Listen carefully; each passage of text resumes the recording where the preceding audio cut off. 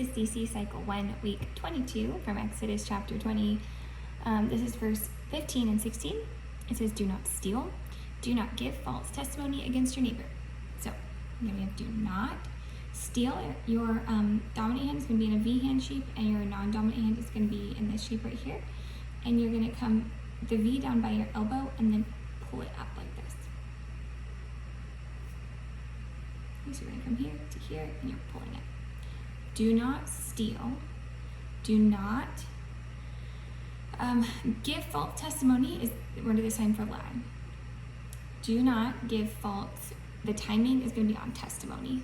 The sign for lie is under your chin like this. Do not give false testimony against your neighbor. We're just going to do the sign for neighbor. It is near person. So the sign for near person. So neighbor. Do not give false testimony against your neighbor. Can you hear it? Do not murder. Do not commit adultery. Okay. Do not steal. Do not give false testimony against your neighbor. Do not covet. Okay. Week 22.